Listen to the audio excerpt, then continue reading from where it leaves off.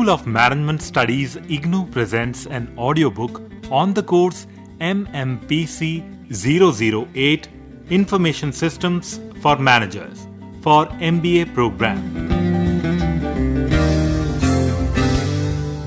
Block 2 Information Systems Unit 6 Information Systems Economics and Security Part 2.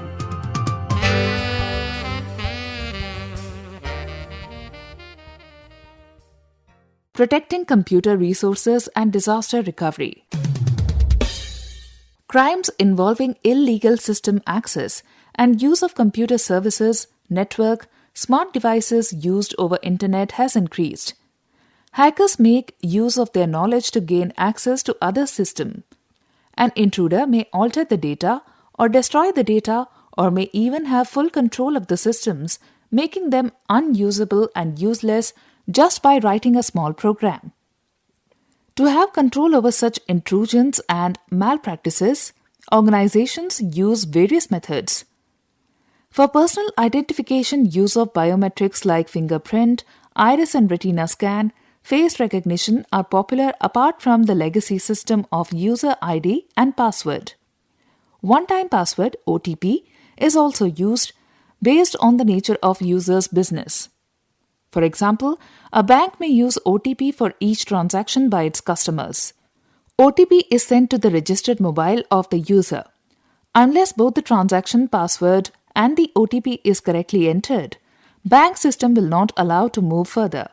Depending on the nature of computer crime that an organization anticipates, it may adopt controls. Proper access mechanisms should be in place with good security devices like firewall, intrusion detection and protection system, etc. in terms of both hardware and software security solutions. To summarize, suggestive control guidelines are given below. A. Install strong user authentication and encryption capabilities on your firewall. B. Upgrade your software with the help of patches, which are developed by vendors whenever a security gap is found in the software. C. Every employee in the organization should be given unique login credentials, that is, user ID and password.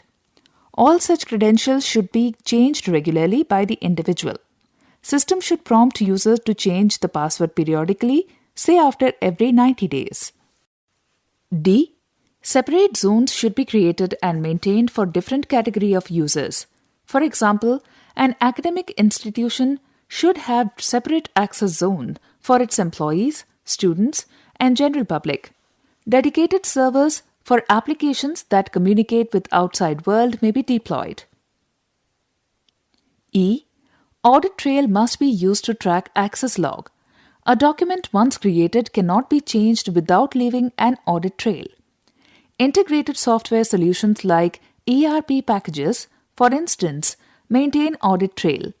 In case of a crime, the audit trail is of immense help. F. Install good antivirus software on all systems. Mobilize users to periodically scan the systems they are using. Email attachments should be scanned before opening, and downloading files from suspicious websites must be avoided. Information system performs key function for an organization. If for some reason the system becomes non-functional for some time, the consequences may be unacceptable. Organizations usually have a set of emergency procedures for critical functions. In best scenario, the end user will not be able to discover the failure of regular system. Threats to the system could be power failure, data corruption, storage failure, network failure, nature's threats in the form of a fire, flood, or earthquake. In addition, labor unrest or human errors may also render system unusable. One of the first steps of disaster planning is to identify threats. After identifying the threats, appropriate disaster recovery plans for computer resources should be implemented. Hardware backup. In case of natural disaster or due to technology failure, the hardware may become unusable. There are companies and firms that provide disaster recovery services. A company may provide a backup system that could be used in case the primary system fails. Some companies also provide data storage services. This could be used to keep a copy of data. With cloud's facility over internet backup system has become very easy to maintain. Software backup. Software programs are precious assets of an organization that must be protected. A human error may delete a software package or a hardware failure may make it inaccessible. A simple strategy is to make copies of software and keep them safely. In addition, one may like to keep another copy of site in a safe environment. Regular periodic backup should be adopted in practice. If the data is too large, incremental backups can be taken or selected data may be backed up at regular intervals. The smart strategy is to be in proactive mode rather than reactive mode. It may be less expensive to plan ahead to avoid possible downtime than suffer losses. Virus protection. Computer viruses, sometimes known as malware, come in many different forms. Till 2020, these were an incredible 350,000 new pieces of malware, each one being a single piece of intrusive software. Viruses can find their way onto just about any device, from computers, smartphones, to network of an organization. A virus reproduces itself usually without your permission or knowledge. In general terms, they have an infection phase where they reproduce widely and an attack phase where they do whatever damage they are programmed to do, if any. Another way of looking at viruses is to consider them to be programs written to create copies of themselves. These programs attach these copies onto host programs, infecting these programs. When one of these hosts is executed, the virus code, which was attached to the host, executes and links copy of itself to even more hosts. Many viruses do unpleasant things such as deleting files or changing random data on your disk, simulating typos, or merely slowing your system down. Some viruses infect other programs each time they are executed.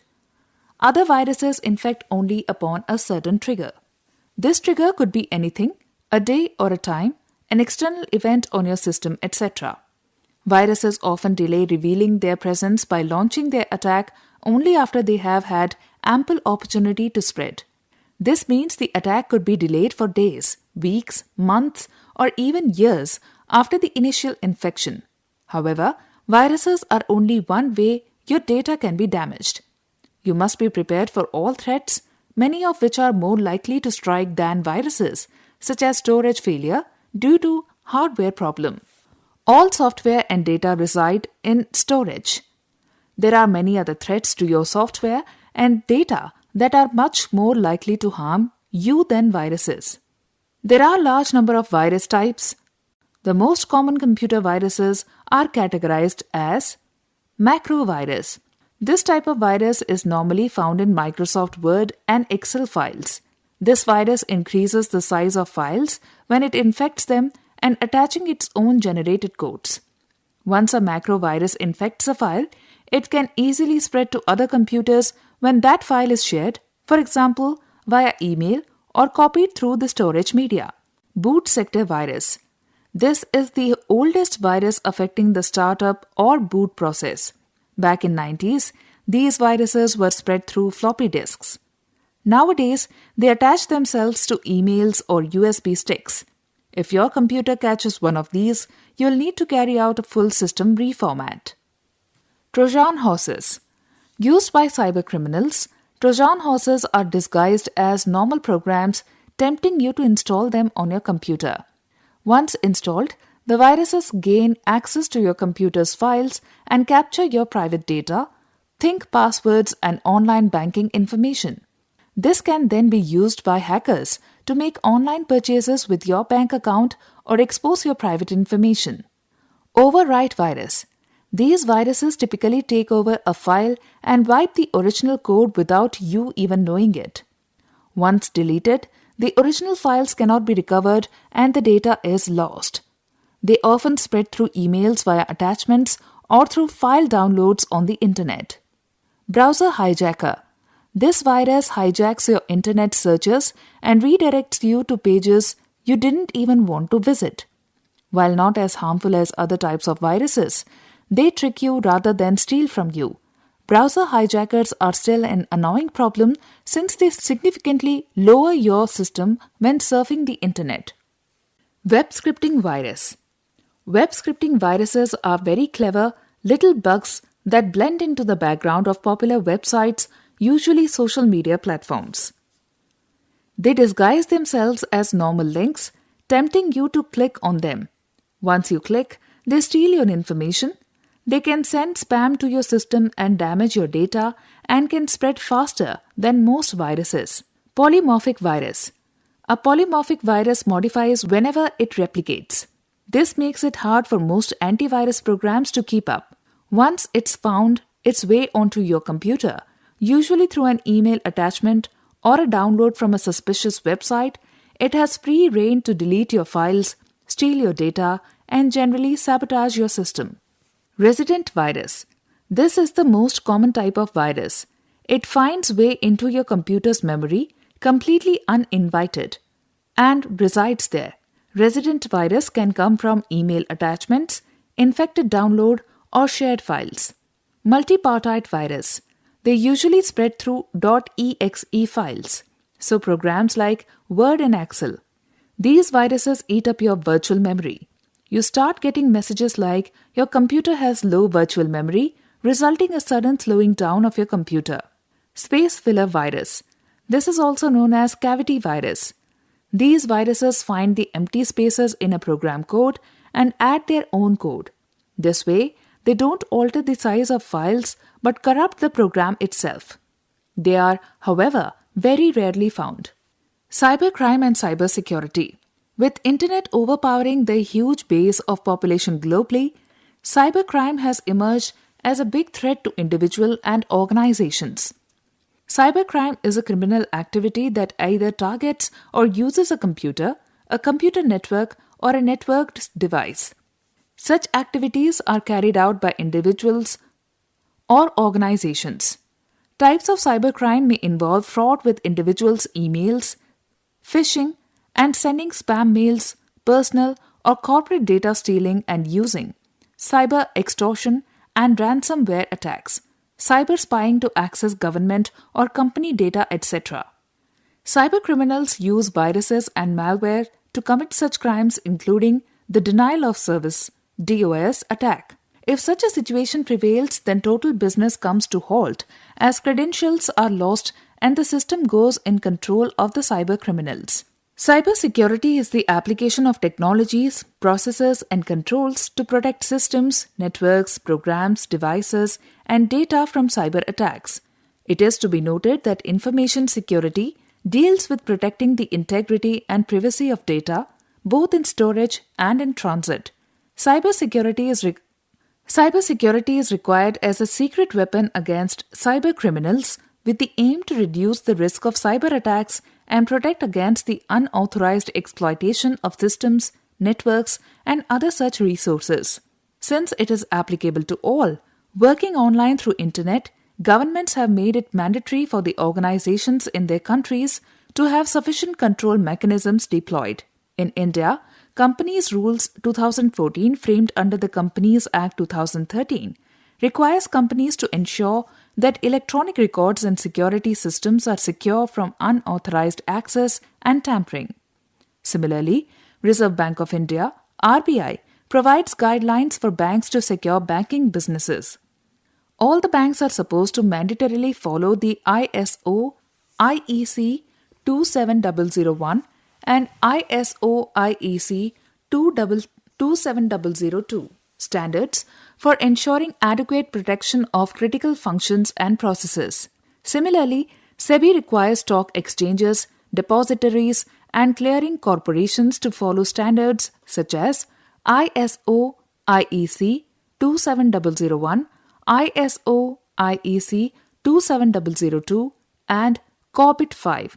Cybercrime cells are also available for individuals and organizations to lodge complaints at governmental level. There are many organizations which provide cybersecurity as a service.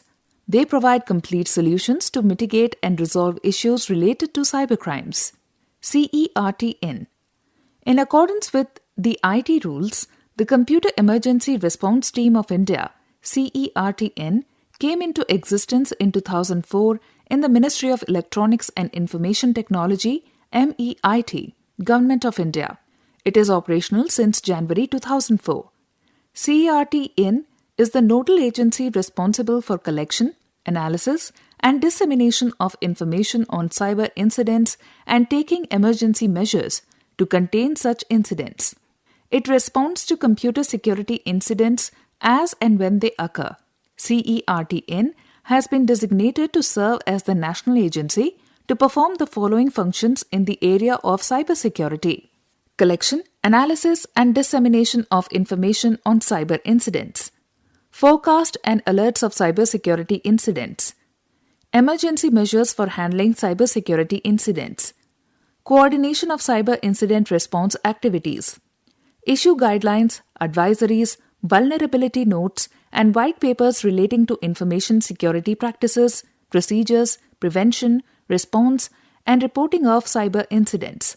Such other functions relating to cybersecurity as may be prescribed.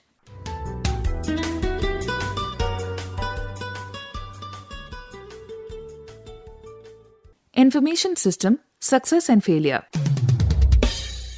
An information system is developed to assist management in problem-specific decision-making. IS development and deployment project may succeed or it may fail. A project is a success if it is completed within time and budget and delivers all as decided in beginning. It must meet needs of its users and organization. Over a period of time, the following main success and failure factors have been identified. These days, integrated software modules are available which are required to be customized to have the software in place. The software, so customized, may be either installed in in-house servers or on cloud servers. In cloud servers and storage, organization does not need to have servers and storage in its premises. Access to the IS is through internet, hence only computer, laptop, smart devices are required to use the IS. There are many factors that contribute to the success of a project. They are detailed below. 1. The project scope should be stable and well understood. If the scope of the project changes during the development or customization of the software, the project is likely to suffer in terms of quality, schedule, and budget overrun. 2. An MIS project that aims at re-engineering the business processes of an organization faces major challenge. Such projects are high risk but at the same time have high potential for major benefits. 3. The technology development platform and development language exposure are other critical factors. Sometimes the technology may be new and the team may have difficulty using the technology. The platform and language newness may also create trouble for the team. 4. Support from the management is vital for the success of the project. If management loses interest in the project, budget may be cut, key people may be moved to another project, or the moral support required by the team may become non-existent. 5. The objective of MIS must be in tune with the objective of the organization. For instance, objective of an organization is to cut cost. An MIS that aims to handle financial transactions of the company is not in tune with the company's objective. 6. The system should be user-friendly and the response time should be reasonable so that the user feels good to work on the system. User should never be overpowered by the system. 7. MIS should be developed with a clear objective that must be documented before the development commences. The objective must be identified with the help of all stakeholders. The system analyst must interview concerned people to establish their needs. Inputs should be consolidated and presentation should be made in front of stakeholders and the development team. This should go till the user requirements are fully covered and understood, that is, till the objective becomes clear. 8. An important aspect of an MIS is data. Data policy such as what data will be included, who will provide the data, who will validate the data, who will integrate the data, and how will the data retire should be clearly stated. This These seemingly trivial issues can turn a success into a failure. 9. A quality control plan must be in place to ensure quality of specification and quality of conformance. If required, a third party may be engaged for this purpose. 10. The concerned people should be adequately trained on the new system. This skill development process should go on periodically to overcome gaps due to shifting of human resources or because of changes made in IS. 11. The system should be properly and explicitly documented so that attrition does not affect the project or MIS adversely.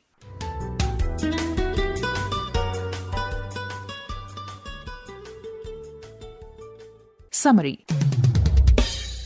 In this unit, you have been introduced to basic concept of data, information, and knowledge. You have also learned the growing need for information in the society, ethical issues, and right to information. The life cycle of data was introduced. The information has a cost and value associated with it, which was discussed in some detail. Information systems should be protected and secured. Hence, concepts of unauthorized access, cybercrime, and cybersecurity was discussed. Steps for disaster recovery and threats of virus to mitigate and resolve security issues were discussed. An information system depends on many factors for its success. We also discussed the main reasons for success and failure of an MIS.